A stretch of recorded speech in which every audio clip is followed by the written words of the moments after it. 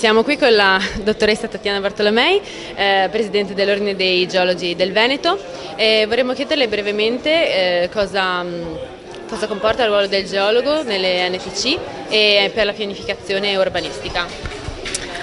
Allora, grazie per l'intervista. Il ruolo del geologo è abbastanza chiaramente definito nelle NTC, per quanto potrebbero avere un margine di miglioramento e quindi di approfondimento dal punto di vista della cultura geologica. Comunque il ruolo si esprime abbastanza chiaramente nella richiesta e nella previsione delle relazioni specialistiche che sono poi richieste in modo molto preciso nel capitolo 10.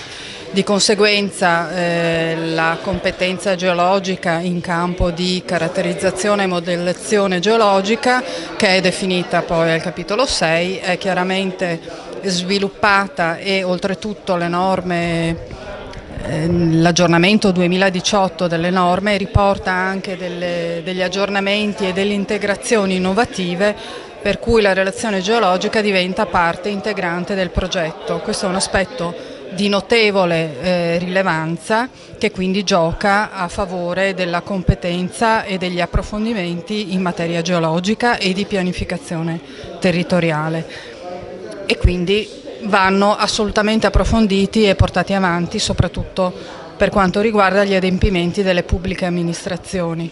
Per quanto riguarda la relazione geotecnica, come sappiamo, è una competenza concorrente, per cui non è esclusiva come la competenza in campo geologico della redazione della relazione geologica, però comunque il geologo c'è e ha la sua competenza.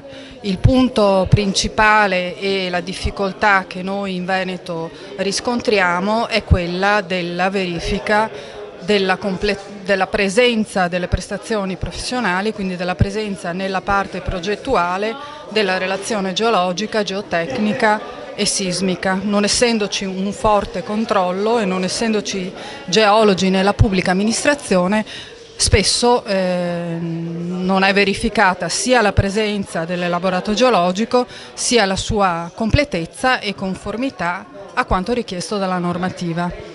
Per noi in Veneto le NTC sono delle norme importanti in quanto non abbiamo una normativa regionale che vada ad integrare le norme. Noi facciamo riferimento alle NTC. Grazie. E pensa che la giornata di oggi possa aver dato un qualche contributo ad approfondire meglio queste problematiche?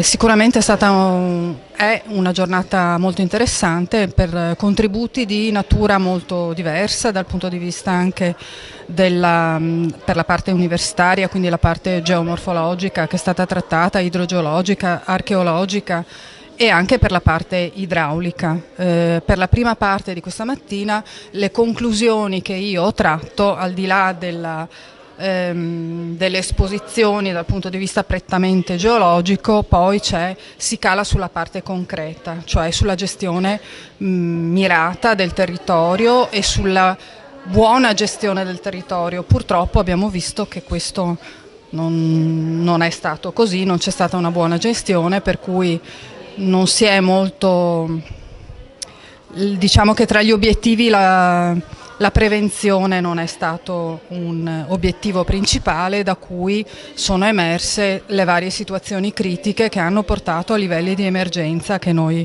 abbiamo visto, alluvione anche a Venezia, Vaia, che pur essendo degli eventi eccezionali comunque hanno trovato il territorio in una determinata situazione e quindi le conseguenze sono state importanti.